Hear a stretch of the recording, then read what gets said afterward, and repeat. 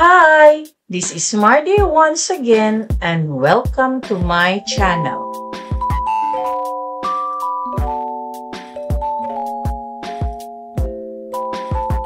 On April 5, 1951, Gloria Diaz was born Gloria Maria Aspilera Diaz in Manila.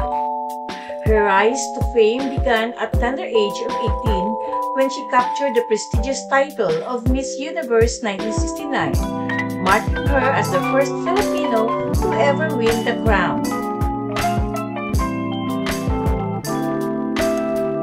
If you are new to my YouTube channel, please don't forget to like, comment, and subscribe. At para updated kayo sa mga susunod kong videos, please click the bell notification below. At sana po, don't skip the ads and please watch until the end of my video. Si Gloria ay isa sa 12 anak na isinilang ng abogadong si Jaime Diaz at model at socialite na si Teresa Aspilera. Ang background ng kanyang pamilya sa limelight ay naging daan para sa kanya at ang kanyang kapatid na si Rio Diaz, isa ring artista at beauty queen na ituloy ang mga karera sa mata ng publiko. Diaz's journey to the Miss Universe crown has been remarkable. Pumasok siya at nanalo sa Binibining Pilipinas 1969 na naghatid sa kanya sa international stage sa Miami Beach, Florida. Ang kanyang talino ay nabighani sa mundo sa final question round, kung saan tinanong siya tungkol sa Men in the Moon, na nag-iiwan ng hindi maalis na marka sa kasaysayan ng pageant. Ang kanyang tagumpay ay ipinagdiwang na ipinaalam pa ito sa mga tauhan ng Apollo 11 sa panahon ng kanilang makasaysayang misyon sa kalawakan.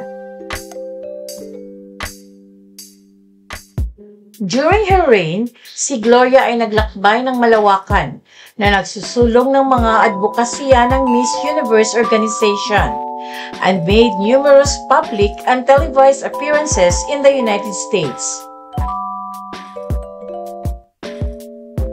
After her reign, lumipat si Diaz sa pag-aarte. Mabilis na naging isang kilalang tao sa Philippine cinema. Her breakthrough performance came in 1975 with the film Ang Pinakamagandang Hayop sa Balat ng Lupa, which earned her critical acclaim and a nomination for a FAMAS Award for Best Actress. Ang kanyang versatility bilang isang artista ay higit na ipinakita sa iba't ibang papel, mula sa mga drama sa telebisyon tulad ng Ana Karenina hanggang sa mga sitcom tulad ng Cool Ka Lang.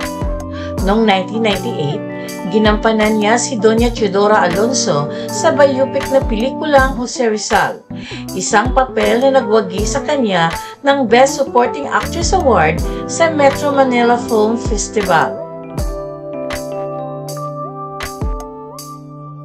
Gloria Diaz's legacy extends beyond her beauty queen title. Siya ay isang patunay ng walang hanggang diwa ng talento at determinasyon ng mga Pilipino. Ang kanyang mga kontribusyon sa industriya ng entertainment at ang kanyang tungkulin bilang isang cultural ambassador ay ginawa siyang isang iconic figure na nagbibigay inspirasyon sa mga susunod na henerasyon. Si Gloria Diaz ay nananatiling aktibo sa industriya na patuloy na umaakit sa mga manonood sa kanyang mga pagtatanghal at sa kanyang walang hanggang alindog at kakisigan. Thank you very much for watching.